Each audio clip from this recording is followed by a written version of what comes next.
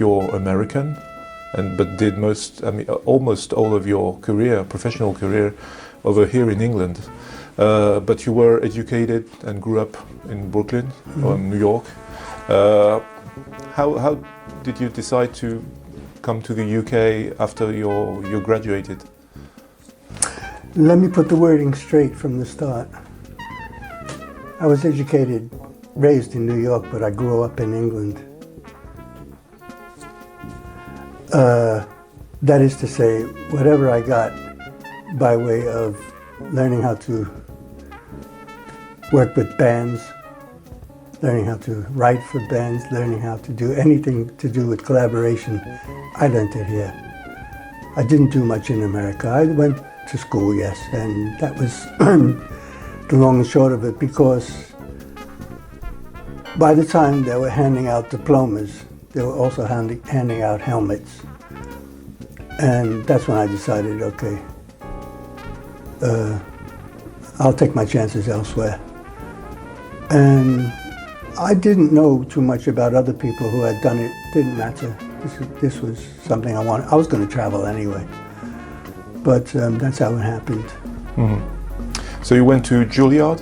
No, I went to a school called Eastman. Eastman School. Yeah. Was that classical, jazz, or all of that? It was a classically oriented school that halfway through started a jazz program through one of its graduates several years before that, Chuck Mangione, who went on the road with Art Blakey's band, came back, and the school asked him to start up a big band. Funny enough, I wasn't in the big band, but I was always in the theater when they rehearsed. Mm-hmm.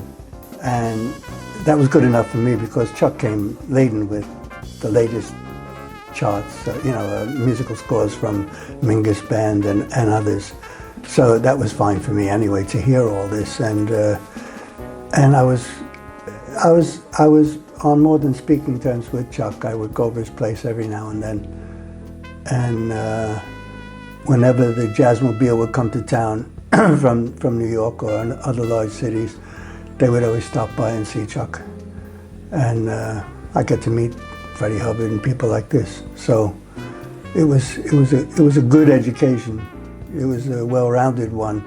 Jazz-wise, I learned more from the individuals that were taking part in jazz outside the curriculum. And very lucky that my trumpet teacher said, okay, now that the cat's out of the bag and you told me that you're more into jazz, just do a piece of music at the end of the year and we'll base your grade on that.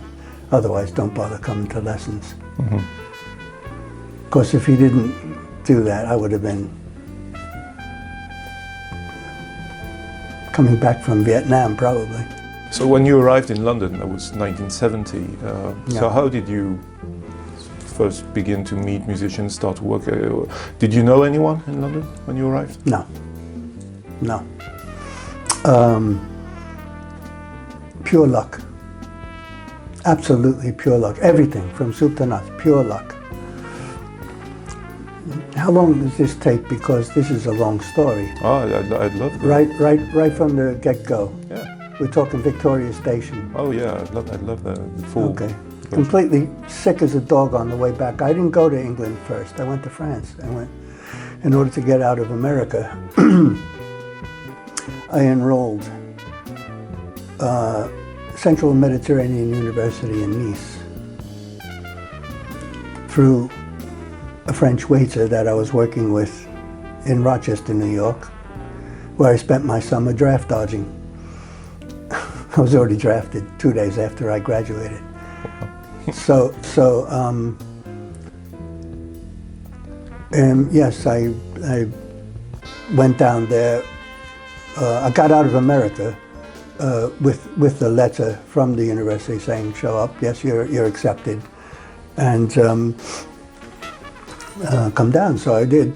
I got on a plane from there. They let me out of America and went down to Nice, stayed for 2 weeks, and then came up to London.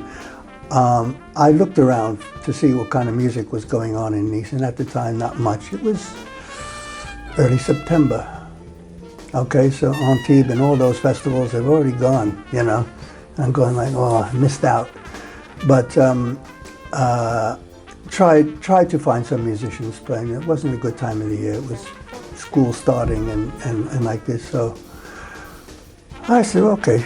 So I, how you say, disenrolled myself.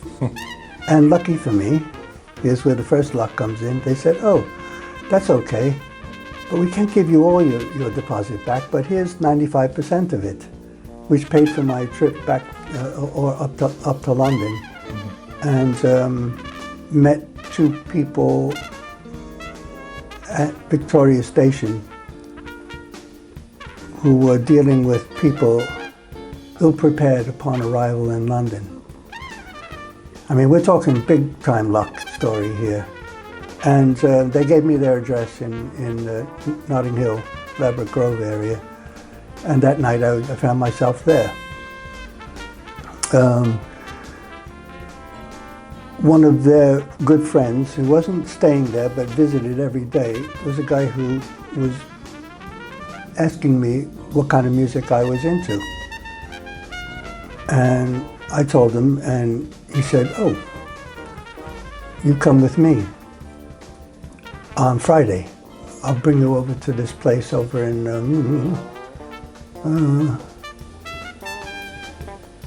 Notting Hill, one over from Notting Hill. Anyway, it was the Albion Music Club. And within a week and a half there I was listening to John Stevens, Barry Guy, Evan, Paul Lovins, Paul Litton. They were all there. They're all up there.